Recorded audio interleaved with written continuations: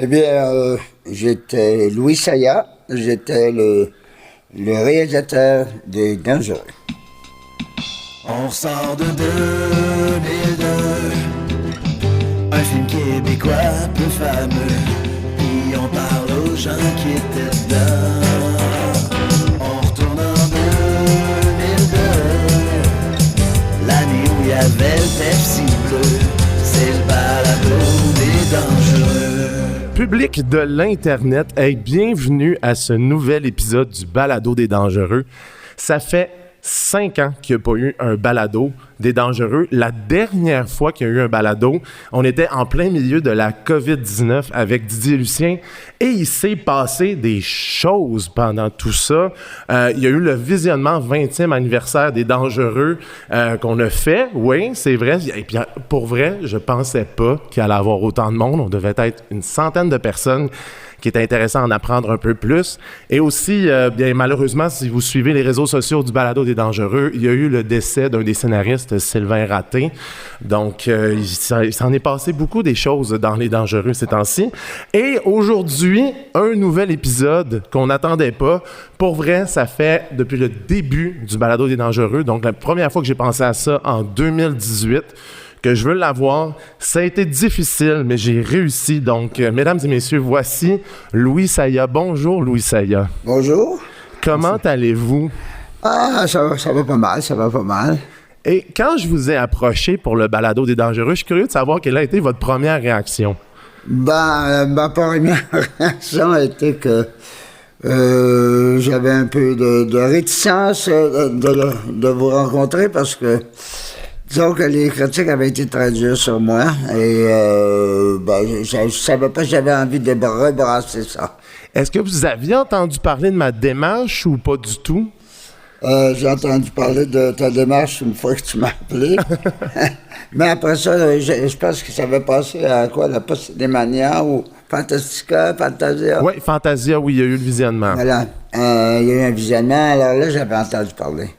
À ce moment-là. Mais écoute, on va se lancer tout de suite dans l'aventure des Dangereux. La première question que j'ai envie de vous poser, c'est avant les Dangereux, qu'est-ce que faisait Louis Saya? Donc 2000-2001, mettons. Oh là là, j'étais très occupé à ce moment-là déjà.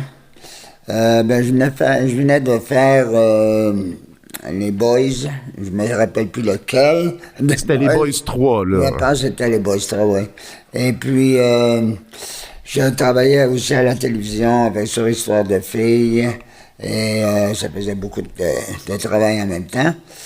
Puis là j'avais comme un break pour le cinéma et c'est le producteur qui m'a approché pour travailler sur les Dangereux. Donc, le producteur Richard Goudreau, comment il vous a lancé l'idée? Est-ce que c'était déjà tout décidé ou vous aviez un peu carte blanche là-dessus, là? Non. C'est parce que, c'est une histoire un peu abracadabrante, hein? C'est que, à cause des Boys, ils avaient un surplus ils avaient droit à des bonus, les producteurs, pour faire un autre film. Mais s'il ne le faisait pas dans l'année, il perdait son argent. OK, donc c'était les enveloppes à la performance, si je ne me trompe pas. C'est ça. Alors, il avait eu une idée de quelqu'un, je pense que c'était un Américain qui avait proposé une idée qui était un petit peu dans ce style-là. Puis là, il avait approché quelqu'un pour le faire, et ça ne marchait pas, il ne restait pas beaucoup de temps, il fallait que ça se tourne dans l'année. Alors, moi, j'étais un petit peu fatigué. J'avais pas nécessairement envie au départ de le faire, mais il m'a supplié de le faire, je dois dire, au départ. Et là, j'ai dit, on va essayer de le faire en l'amenant en plus de notre côté, c'est-à-dire moins américain, d'une certaine façon. Mettre ça avec nos valeurs un petit peu plus, avec des vedettes, avec nos vedettes nous autres, etc. Parce qu'au départ, c'était supposé d'être en anglais. Ah oui, c'était supposé être en anglais? Oui, parce que c'était un anglophone qui avait écrit un genre de synopsis. OK. Puis qu'est-ce qui a fait que le switch a été fait de l'anglais au français? Moi, je demande toujours d'avoir un peu de droit de veto quand je réalise ou quand je fais quelque chose, une mise en scène ou réalisation. Et bon, je trouvais pas l'idée très inspirante comme elle était. Alors, j'ai demandé si on pouvait la changer. Alors, on a commencé à travailler très fort avec les deux scénaristes. Et il fallait aller vite aussi, d'une certaine façon. Ça a été peut-être un des problèmes. On a été obligé d'aller assez vite pour faire ça, pour rentrer dans les délais. Puis en plus, j'avais les histoires de filles dont je m'occupais. Alors, je faisais beaucoup de choses. Et pendant la pré-production, j'étais tombé malade. Alors, c'est tout arrivé en même temps. J'avais trop travaillé. J'avais des problèmes au cœur que je ne savais pas. Je fais de l'arythmie. Alors, OK. alors là, j'ai eu une crise d'arythmie.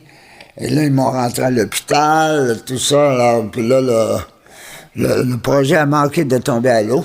Ah oui, pour vrai? Ben, parce que, bon, j'étais à l'hôpital, ils m'ont gardé, puis ils m'ont essayé avec le défibrillateur de me repartir sur le bon beat, comme on dit. Mais, puis bon, bref, puis là, le producteur était presque en larmes pour me demander de le faire quand même. Et j'ai accepté. Peut-être que c'était un risque pour ma santé, mais en tout cas, j'ai accepté. Puis vous avez dit qu'il y avait beaucoup de différences entre le scénario original de la le synopsis et la version qu'on a eue. C'était quoi les plus grosses différences, mettons, qu'on va avoir une idée, là? Ben, je pourrais pas vous dire exactement parce que ça fait très longtemps et je n'ai pas relu ce synopsis-là qui m'avait pas inspiré tant que ça. Disons que la prémisse était la même. C'est tout ce que je peux vous dire. C'était quelqu'un qui se retrouvait dans une boîte téléphonique et qui devait remettre une somme d'argent et il y avait des embûches tout le long. C'était le principe de base. OK. Puis après ça, dans le fond, le film est devenu francophone. Puis au niveau du casting, avez-vous eu votre mot à... Il n'y avait pas de vedette populaire dans OK, dans l'original. Il n'y avait pas tout ce côté-là qu'on a rajouté. OK. Mais dans le fond, avant de commencer à tourner, est-ce que vous aviez une idée des acteurs que vous voudriez avoir pour ce film-là ou pas du tout? Sur le coup, à mesure que, oui, à part les deux vedettes principales. Ah oui? Ah oui? Vous auriez vu qui, vous? Ben, je sais pas que j'aurais vu d'autres personnes. C'est que j'avais pas pensé. Le producteur a insisté beaucoup. Parce que c'est un grand ami à l'époque. À l'époque. Oui. De Guy Cloutier. Et elle était déjà très, très populaire. Et il a beaucoup insisté pour que je la prenne, etc. Bon. On en reviendra là-dessus plus tard, mais il y a eu des embûches aussi dans ce choix-là. Ah oui? De quel genre d'embûche qu'on parle, là? Ben, premièrement, bon, elle n'avait pas l'air trop intéressée au départ. C'était le père qui était plus intéressé à ce qu'elle fasse le rôle. Moi, je n'étais pas intéressé à ce qu'elle chante vraiment. OK. J'aurais voulu qu'elle prenne, un peu comme quand j'avais fait le Sphinx de la banlieue avec Céline Bonnier. C'est pas Céline Bonnier qui chantait, on n'avait pas une super chanteuse. Et moi, je dis, on va prendre une super chanteuse, puis elle va faire du lip-sync là-dessus. Et je crois que c'est une des faiblesses du film. La chanson, on avait fait une version avec une super chanteuse. Et ça punchait pas mal plus. Mais je n'avais entendu parler de cette version-là. Puis dans le fond, qui a imposé que ce soit vraiment elle qui chante? Est-ce que c'est Véronique ou peut-être son entourage? Je pense que c'est plutôt son entourage que Véronique. Véronique était plutôt... écoute, on a appris une autre chose, c'est que, bon, le contrat se signe, on apprend qu'elle est enceinte. Oui. Et là, ça, c'est une affaire aussi qui joue beaucoup. Ça a l'air de rien, mais une personne... J'avais déjà travaillé avec des filles enceintes... Ils sont un peu dans leur bulle, hein, d'une certaine façon. Donc, ils sont moins là, sont moins... il y a bien des choses qu'ils ne peuvent pas faire, comme, bon, quand sauter, puis tout ça, il fallait avoir toujours une... alors, ça limite un peu aussi le jeu. Mais ça a dû complexifier aussi toutes les scènes. Est-ce qu'il y a des scènes qui ont dû être changées à cause de cette décision-là ou on a juste pris Non, on non, prend non. on va prendre une cascadeuse? Par exemple, on va prendre une cascadeuse, mais c'est toujours plus intéressant quand tu vois la personne le faire. Surtout les petites choses, là, comme par exemple, sauter dans le bateau, maintenant. Oui. Ben là, si t'es enceinte, c'est dangereux. Ben oui. C'est pas, alors que n'importe qui pourrait le faire, dans Oui. le fond. Puis, vous avez dit aussi que ça a été un peu compliqué pour Stéphane Rousseau aussi. Est-ce que c'est pour quelle raison?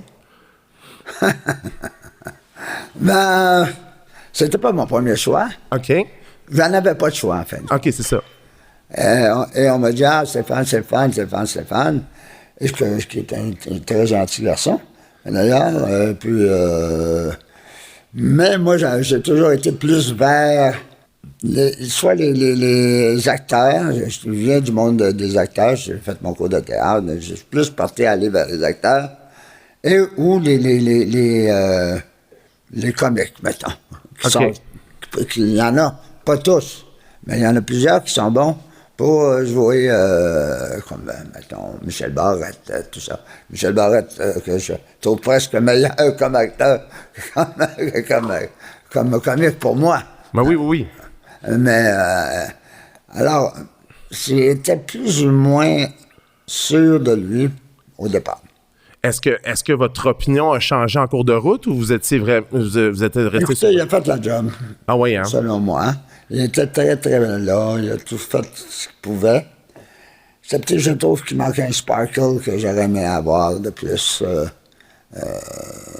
Je ne peux pas vous dire exactement. Je trouve que tout est bien fait. Il était précis. Il travaille très, très bien. Mais je trouve que le personnage aurait pu... C'est peut-être ma faute aussi, de ma façon de le diriger aussi. Est-ce que vous vous souvenez de d'autres personnes qui auraient pu passer les auditions ou des noms qui ont circulé pour les rôles principaux? Non. Tous les autres, je les ai choisis. Moi, je peux passer des auditions seulement quand le rôle est particulier. C'est-à-dire que, ou des jeunes, des très jeunes que je ne connais pas, je ne les connais pas tous. Alors là, je vais passer des auditions. Mais quand c'est des... Guy Nadon, je ne me trompe pas quand prenant... Non, c'est sûr. Bon.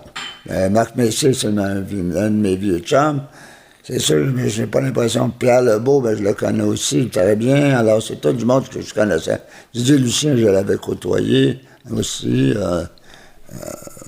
Même si je ne le connaissais pas réellement, mais je savais c'était qui. Je l'avais vu jouer dans une galaxie près de chez nous, et tout ça. Je le trouvais bon. Bref, voilà. Puis là, on va commencer à parler du tournage. Est-ce que vous vous souvenez des premiers jours de tournage sur lesquels vous avez été là, dans le fond? Les premiers jours de tournage, je m'en souviens vaguement, je veux dire. Mais l'ambiance était comment sur le plateau? Est-ce qu'on savait qu'on se dirigeait vers un flop cinématographique ou sur le plateau, ça se passait bien et on n'avait pas ce feeling-là? Ça se passait très bien. Je pense aussi, pour remettre les choses dans le contexte, j'avais fait 3 hits avec les 3 boys et la critique avait hâte de me planter d'une certaine façon. Ah oui, hein? Ça m'est toujours arrivé. Avec Claude Meunier, quand on faisait des pièces de théâtre, j'avais fait 2-3 pièces. Puis là, tout le monde, il voulait nous planter. On le sentait. C'est comme s'ils ne prenaient pas le fait, surtout à l'époque, que la comédie, c'est pas sérieux, etc. Tout le monde était écœuré des boys, les journaux. Marie-France Bazot se torturait sur les... Ah oui? Oui, tout le monde, tu sais, genre... Puis ça allait faire frustrer que ça marche. Ben oui, c'est sûr. Alors, et là, il est sorti en même temps Un homme et son péché. Ben oui. Alors, il y avait 2 polarisations possibles. Hein.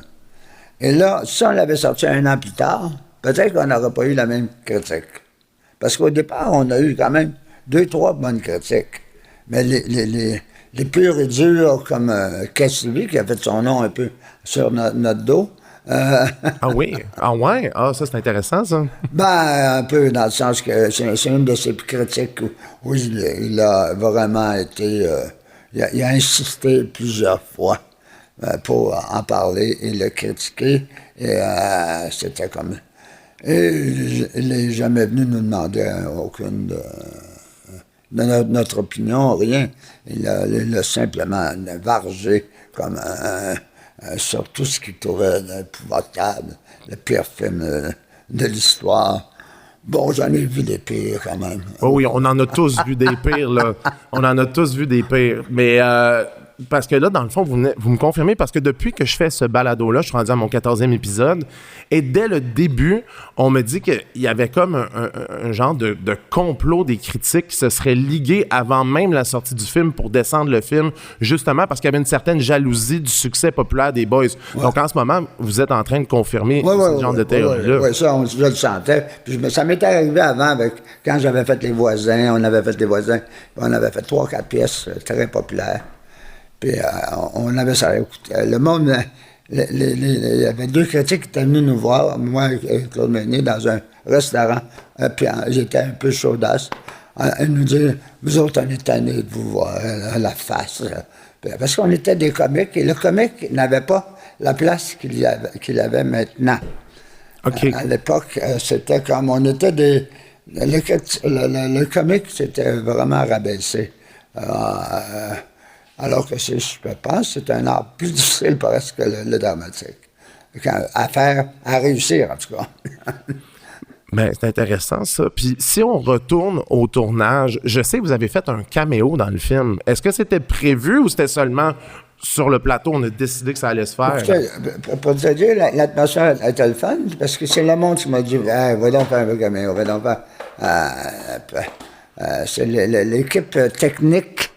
Moi, je m'entends très bien en général avec l'équipe technique. Des fois, je peux être un peu raide, mais comme n'importe quel réalisateur. Mais en général, je m'entends bien avec les gens de technique, autant que les acteurs, etc. Puis dans le tournage... En fait, je me tiens plus avec les gens de technique, parce que les acteurs, quand on prépare la scène, ils sont pas là. C'est avec les techniciens, les coiffures, le maquillage, les éclairages, le directeur photo. C'est avec ce monde-là qu'on travaille beaucoup plus, en fin de compte, qu'avec les acteurs qui se retirent dans un coin. Non, oui, c'est sûr. Puis, dans le fond, pendant le tournage, est-ce que ça s'est bien passé ou il y a eu des embûches ou des anecdotes de tournage qui se sont déroulées dont vous vous souvenez? Ben, il y avait beaucoup d'embûches parce qu'il y avait beaucoup d'effets spéciaux, pas des effets spéciaux, mais de stunts. De cascades, oui. De cascades. Puis on n'était pas il n'y en avait pas eu tant que ça de films avec autant de cascades que ça dans un film. Mais je pense que c'était un des premiers qui avait osé un genre d'action à la Hollywood, là. Oui. Comme, mettons, la passe quand l'auto saute sur la péniche, mettons. Oui, c'est ça. Le radeau, c'est une passe, ça a pris de la journée pour faire ça, c'est sûr.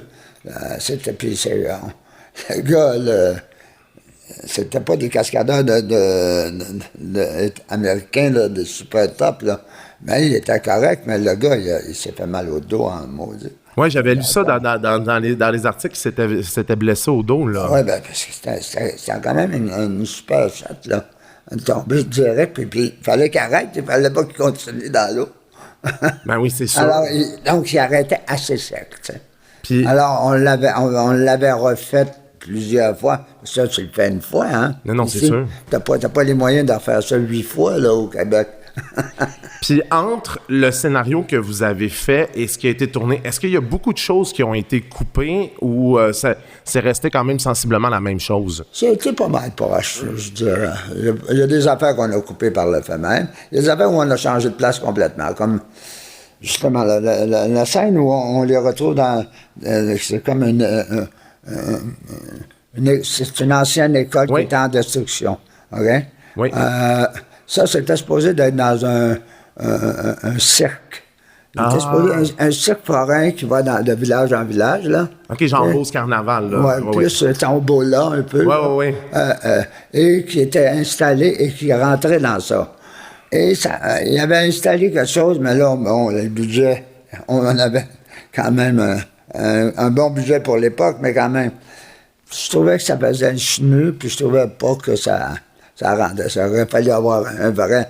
aller dans un autre village, mais là, il fallait le faire à la même place où on faisait justement le saut sur le radeau. Donc, le gars, il avait fait son possible, le décorateur, mais à un moment donné, il ne pouvait pas avoir assez d'éléments pour être intéressant. Donc, j'ai préféré, là, on est parti dans la journée tout de suite. J'ai dit, on ne le fait pas là. On le fait pas là. Ah ouais. Là, OK, fait que tout était monté, puis vous avez dit, on peut pas faire ça là, ça a l'air trop chenu, là, c'est ça? Oh mon Dieu. Là, on est parti avec le DOP, puis le directeur artistique. Puis là, on a cherché une place. Vous savez, il y a une bâtisse qui est dans le coin, on a trouvé cette place-là, qui était en décrépitude un peu, puis tout ça, où ça allait aussi avec l'atmosphère, je trouvais. Alors voilà, ça fait qu'on a peut-être, sur le coup, on a perdu 1 heure, ce qui est beaucoup. Non, mais c'est sûr, surtout que tout était déjà monté pour la scène, là, c'est quand même... Ça doit être quand même assez difficile, mais d'avoir trouvé quelque chose surviré sur un scène, surtout dans le coin, puis de pas trop changer. Oui, c'est ça, on ne pouvait pas aller ailleurs. Là. Il fallait rester là parce qu'il fallait préparer l'autre scène après. Ça. OK, c'est ça. Parce que ça, c'était dans le bout de Saint-Eustache, là. Ben, près du lac. Mais j'avais vu, j'ai recensé les lieux de tournage, puis il me semble que c'est à Oka, dans le coin de... Oka, exactement. Ouais, c'est ça. Puis, dans le fond... l'ambiance sur le plateau, vous m'avez dit, ça allait super bien, puis vous aviez pas l'impression que vous dirigez vers quelque chose de terrible comme les critiques vous ont accusé. Absolument pas. On avait du fun. Puis, je pense que ça... Bon, il y a eu quelques plaintes de certains... mais ça, c'était un chialeux qu'il y avait sur l'équipe d'éclairage, qui chialait parce qu'il y avait trop d'heures, puis tout ça, parce qu'on avait fait beaucoup d'heures supplémentaires. Ah oui? Ben, on dépassait souvent les heures, parce que c'était des affaires complexes à faire qu'on n'avait jamais faites, comme mettre le gars en feu. Il y avait plein de scènes assez complexes, quand même, qu'on n'avait jamais vraiment testé. On n'a pas eu le temps de tester les choses avant. On avait fait des croquis, comme on fait, pour montrer qu'est-ce qu'on voulait. On n'avait pas fait de test avant avec une équipe. Est-ce que ça peut marcher? Mettre le gars, ben, on a pris un cascadeur, puis on met le feu, puis on l'arrête. Ça fait que, tu sais, il fallait que ça soit safe en même temps, qu'il n'y ait pas de danger. Puis après ça, la même nuit, on a fait ça, puis le gars qui revole dans le... Oui, dans le camion de métier, là. Qui revole dans... Donc, c'est deux stands assez gros, là, dans une nuit. Parce que les nuits, en plus, la nuit dure toujours moins longtemps que le jour. Non, c'est sûr. C'est sûr. Et on était rendu au mois de... Il me semble qu'on était rendu assez tard dans l'été, là. Les nuits commençaient à être plus courtes, là, tu sais. Alors, c'est sûr que ça a amené... On avait des problèmes de ce côté-là, certains. Mais j'essayais de motiver les troupes, comme on peut dire. Et le monde, en général, ça allait très, très bien. Puis est-ce que c'est vrai qu'à la base, le film devait être un peu plus violent, mais pour aller toucher un public plus général, on a demandé de diminuer le taux de violence ou pas du tout? Non, moi j'avais dit que, bon, on m'avait reproché de faire la comparaison, mais moi j'avais pris comme comparaison les films... écoute, j'ai bien de la misère avec les noms. Avec les films de Guy Ritchie. Guy Ritchie. Celui, entre autres, Smoke and... Lock, Stock and Two Smoking Barrels, quelque chose comme ça. Je suis pas très bon des films Exactement. Exactement ça. Alors, il y avait un petit côté de ça, c'est-à-dire... et le fait aussi des super rapides plans que tu fais en toute vitesse, tu te retrouves tu stoppes l'action, tu parles du personnage. Ça aussi, c'était un petit peu... Mais il y avait beaucoup de choses osées pour l'époque. Comme vous dites, vous appreniez sur le tas parce que ça s'était jamais vraiment fait, des cascades de haute voltige, tout ça, là. Puis on nous avait reproché que c'était violent, effrayant. Alors que, je pense qu'ils avaient parlé de la scène où il tue un pauvre gars qui vole il essaie de voler l'auto, là. Oui. La flaque de sang dans la vitre. Ah, j'avais trouvé ça violent. Et pourtant, je trouve que la scène du walk est beaucoup plus violente. Je trouve qu'avec François Chénier, là... Ouais, ben ça, c'est très bien. Moi aussi. Puis Non, mais là, il y avait du sang. Ben oui, c'est sûr, c'est sûr. Mais là, vous dites que vous appreniez sur le tas. Une fois que le montage, est-ce que ça a été compliqué à monter comme film, justement, parce que vous disiez qu'il y a eu il y a eu certaines embûches, puis que ça a été un peu... Non, ça a été facile à monter. Ça a été facile, oui. On avait tous les plans qu'on voulait. Puis est-ce qu'il y a des plans qui ont été tournés qui n'ont jamais été diffusés, ou ça a tout été... Écoute, là, tu me parles de quelque chose, ça fait... Ça doit, c'est sûr qu'on laisse toujours tomber des choses. En général, c'est des bouts plus plates qu'on laisse tomber. Fait que c'est des bouts plus tranquilles. Je pense que dans la dernière partie que je trouve qu'elle est... Je l'ai revue, c'est pour la première fois depuis les critiques. Ah ouais, OK. Ça a été quoi votre feeling en le réécoutant 23 ans? Ben, j'ai trouvé ça pas trop pire, en fin de compte. Il y a des bouts que je changerais, c'est sûr. C'est pas mal d'affaires. Mais c'est surtout la finale que je trouve qui s'étire. Et tout le bout là, au show, là, OK. en arrière-scène. Alors, ce bout-là, je trouve que c'était un peu mou. Et dans ce bout-là, je me souviens qu'on avait coupé pas mal. Ah ouais? Puis vous avez dit qu'il y avait des choses qui avaient changé. À part ça, est-ce qu'il y aurait d'autres choses que vous auriez vues différemment à l'avoir réécouté récemment, là? Ben, j'aurais peut-être travaillé un petit peu plus le texte aussi. Ah ouais? Ouais, puis plus... mais pas... C'est pas... C'est un film comme ça aussi. C'est pas un film qui se veut avec des grandes phrases qu'on va se souvenir.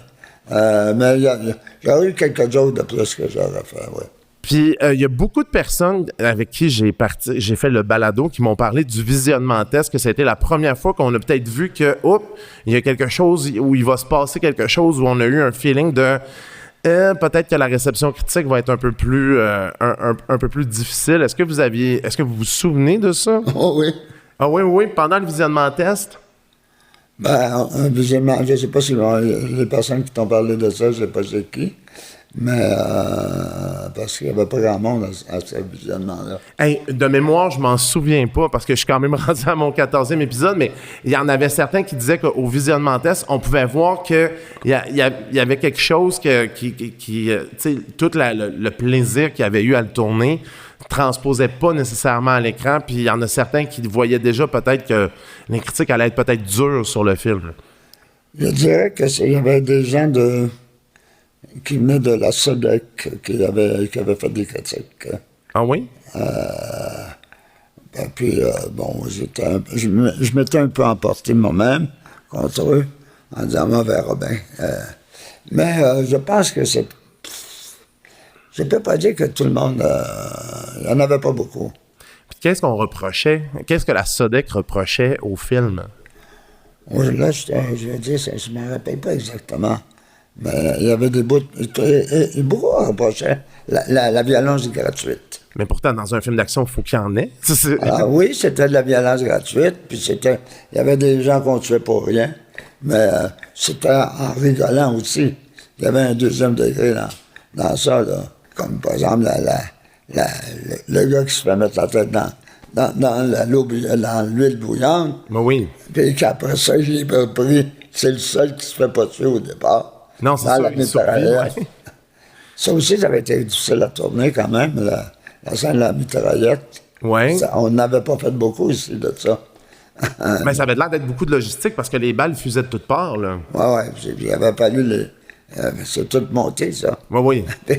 Puis le gars, il fallait qu'il descende, puis on ne pouvait pas le recommencer dessus une fois.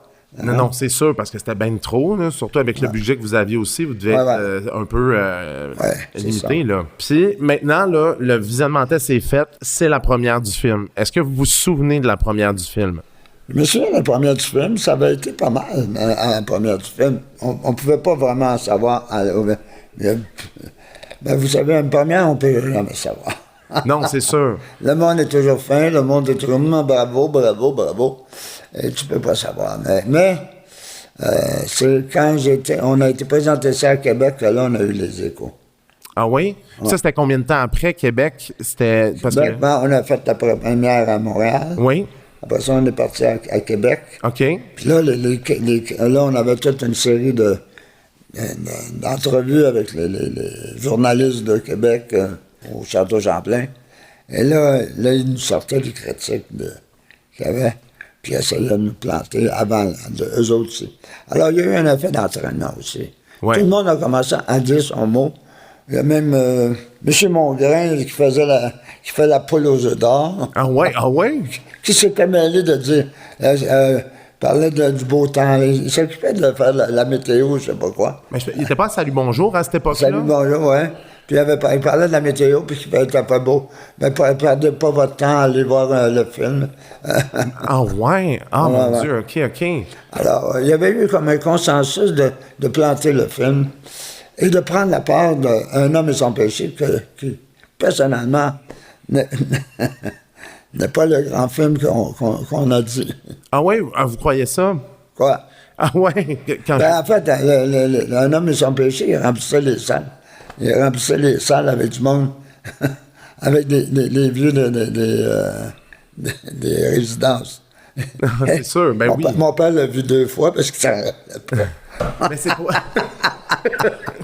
Mais dans le fond, c'était plus pour toucher la nostalgie, puis avoir ouais, des rentrées, des rentrées assurées, là. Voilà, il pactait des autobus de vieux, puis il allait voir le film, ça. Non, c'est sûr. Puis, est-ce que la décision au départ de le sortir pendant Noël, c'était ça qui était prévu? Ben, ça, c'est la faute, ça, je trouve, de M. Gaudreau qui voulait justement fighter contre l'autre. C'est moi qui vais gagner. C'est des guerres d'ego, ça. Si on l'avait sorti mettons, 1 an plus tard, on aurait pu le sortir 1 an plus tard. Oui. Parce qu'on l'avait tourné. Il fallait le tourner dans cette année-là. Mais après ça, tu peux le sortir. On aurait pu le sortir pour l'été.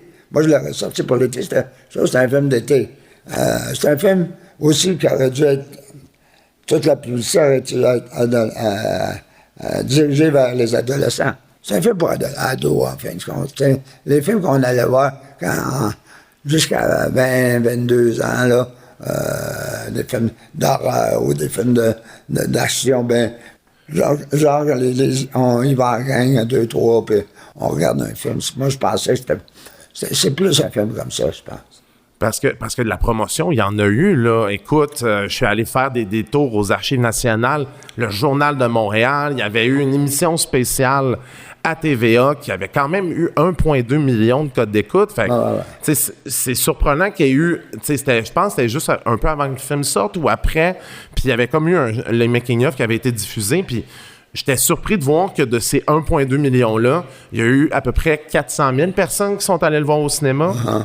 Pensez-vous que les critiques sont pour beaucoup, que le public n'est pas venu au rendez-vous? Ah, ben oui, ils sont beaucoup. Oui, parce qu'ils sont tous mis du bord d'Un homme et son péché.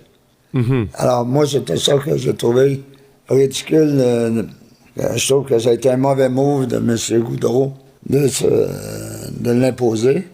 Puis moi, déjà, j'étais un petit peu débarqué du film à cause, comme je te dis, de la chanteuse. OK, oui. On me l'a imposé, ça. Ouais, c'est ça. Ça a été imposé. Je disais non. Puis là, il me disait non, il revenait parce que les autres pensaient sortir un disque avec ça. Puis tout, il allait beaucoup trop vers là. Mais il y en a eu un disque. Il y en a un, il n'a pas marché pantoute non plus. Non, c'est ça. Mais la chanson, moi, à toutes les fois que je la chante au karaoké, c'est un succès. Là. Ça fonctionne vraiment parce que c'est un verre d'oreille. Oui, mais imagine avec une bonne chanteuse. Mais vous dites qu'il y avait eu une version qui avait été enregistrée avec une chanteuse différente puis que c'était supposé être du lip-sync. Oui, parce que j'avais fait ça, moi, dans le Sphinx de la banlieue avec Céline Bonnier. Je voulais refaire la même chose. Non, ça a été très loin. Ça a été jusqu'à... Ils ont sorti les avocats pour aller contre moi en disant, à l'UDA, tu es obligé, si la personne veut faire son chant, tu es obligé de la prendre. Ah bon? Mais c'était pas ça qu'on s'était entendu avant. C'était pas l'entente qu'on avait du tout au départ. Alors, j'étais un petit peu comme en tabarnak, disons. Ouais, je comprends. Puis j'ai remarqué aussi que, dans le fond, quand on regarde les critiques de Montréal, Québec sont très assassines, mais en région, le film a quand même été bien accueilli. Ouais. Est-ce que vous savez pourquoi il y a eu une popularité plus importante en région que dans les grands centres? Peut-être parce que les critiques ne se sont pas rendus aussi. Ah ben c'est sûr. Mais non, mais il y en a eu des critiques, même les critiques disaient que c'était amusant. Là. On parlait d'une franche rigolade. Là, c'est pas ça. Peut-être qu'ils n'ont pas eu l'impact qu'à Montréal, là, ça part. Écoute, moi, je suis parti à mon chalet, puis je suis resté 1 an à mon chalet. Parce qu'à Montréal, le monde, il y a une catégorie de gens qui se font un plaisir de te rappeler que tu t'es planté. T'sais. C'est quoi cette catégorie de gens-là qui aiment ça? Ben, c'est les gens qui, je sais pas, ils sont frustrés parce que tu as eu des succès, puis il s'est fait planter. Là. Ah ouais, du monde envieux, hein? Ouais. Puis l'insuccès des Dangereux, est-ce qu'il y a eu un impact sur vos projets futurs ou pas? Oui. Ah oui? Ben, sur le coup, ça m'a fait... J'ai pris probablement 1 an et demi de break total. Ah oui, parce que ça a été difficile. Ben, je voulais pas voir personne, parce que justement, j'étais à la campagne, j'étais pas payé. Mais même, j'avais été à la campagne, puis j'avais été voir le gars de la MRC pour une affaire personnelle. Puis le gars m'avait sorti ça. Ah, c'est vous qui avez fait ça. Ça a l'air que un homme et son péché marche plus que votre film. Alors. Mais c'est fou parce que les salaires, il y en a tellement eu. Parce que moi, à toutes les fois que je dis aux gens, on écoute Les Dangereux, ils font comme ah, c'est le pire film. Mais quand tu leur demandes s'ils l'ont vu, personne ne l'a vu. C'est juste, on a brandé ça comme le pire film. Puis toutes les fois que je le fais écouter, les gens disent hey, c'est vraiment pas si pire que ça. J'ai vraiment eu du fun. Même au visionnement, 20e anniversaire, les gens avaient du plaisir à le regarder. Puis c'est un film qu'on écoute en gang, puis c'est vraiment le fun, là. C'est pas ça que je te disais. La publicité, elle aurait dû être orientée vers les ados. C'est un film qu'on regarde en gang, une gang d'ados. Puis tu regardes ça, puis l'été. Je pense, moi, c'est un film d'été, ça. Mais ça aurait été un excellent... c'est un film qui aurait été excellent dans les cinéparcs. Moi, je l'aurais vu dans les cinéparcs. Exactement. Puis aussi, je sais pas si vous le saviez, mais le film a été vendu dans plus de 17 pays à travers le monde suite aux Dangereux. Oui. Chez nous, j'ai copie brésilienne, copie portugaise. Il a même été traduit dans plusieurs langues aussi. Puis ce qui est drôle, c'est que moi, je l'ai mis en ligne, tu sais, parce que en ce moment, Éléphant, on attend le remaster des Dangereux. Là. Moi, en tout cas, je l'attends. Puis, ils m'ont dit qu'il était pour le faire. Oh mon Dieu! Hey, écoute, je veux être sur le tapis rouge de ça. Là. C'est sûr. Mais moi, quand je l'ai mis en ligne, c'est fou le nombre de gens qui sont venus voir puis qui ont dit « Oh mon Dieu, je retrouve enfin ce film-là. » Parce qu'au Brésil, il y a vraiment eu une popularité incroyable. Puis il y a des gens qui se disent « Je chantais la chanson avec ma mère, des Dangereux, puis tout ça. » Je suis tellement content de le retrouver. Ça vous fait quoi de savoir ça, que le film a eu une deuxième vie ailleurs qu'au Québec? Ça me surprend parce que je n'étais pas au courant. Et je suis très content. Ça me fait... Écoute, ça me fait un petit baume sur le cœur de savoir ça. Parce que je dois dire que ça m'a laissé quand même un souvenir un peu fielleux de cette époque-là. Comme je t'ai dit, je ne l'ai pas regardé depuis ce temps-là. Je l'ai regardé pour la première fois pour te rencontrer. Puis avant de se quitter, j'aimerais savoir... mettons que je vous dis, c'est la dernière fois qu'on vous parle des Dangereux. Qu'est-ce que vous auriez à dire comme mot final pour parler des Dangereux? Oh là, c'est une question compliquée. Puis après ça, on tourne la page, on n'en parle plus jamais, là. C'est la dernière fois que vous pouvez dire de quoi sur ce film-là, puis après ça, vous n'en parlerez plus, ça a déjà tout été couvert, là. Tout ce que je peux dire, c'est que moi, quand je tourne, j'ai du plaisir. Et c'est un film où j'ai eu beaucoup de plaisir à tourner. Et où j'ai appris. C'est le vieux mot des joueurs de hockey. On a été pour apprendre. Je crois que j'ai fait ce film-là où j'ai appris beaucoup d'affaires. J'ai appris beaucoup sur la réaction des gens, la réaction... pas tant que ça des critiques, parce que je l'avais vécu avant. Vous êtes habitué. J'étais habitué. Mais moi, je vois mon métier plus comme un artisan. C'est-à-dire qu'un artiste, entre guillemets. C'est-à-dire, à chaque étape, tu t'améliores. Parce que tu prends des choses que les erreurs, tu ne les referas pas si tu es intelligent un peu. Puis les bons coups, ben, tu les gardes en mémoire, puis tu dis, je vais m'en servir. Ah, ben ça aurait pu être encore meilleur. Puis je vais le refaire, mais personne ne va s'en apercevoir, mais ça va être bien mieux la prochaine fois que je vais le faire. Mais Monsieur Louis Saya, merci de vous être prêté au jeu du balado des dangereux. C'est vraiment gentil. Ben, ça m'a fait plaisir. Merci beaucoup. Puis, petit message à Éléphant, là, je l'attends. Le remaster HD 4K du film. Là. Puis, je vous promets que je l'enlève de sur YouTube après ça. Ben, merci beaucoup. Vous avez écouté le balado des dangereux. Un concept pensé, animé et produit par Marc-André Roy. L'habillage sonore a été réalisé par Dominique Hamel. Pour ne rien manquer des tout derniers développements du balado des dangereux, rendez-vous sur la page Facebook officielle de l'émission. C'est le balado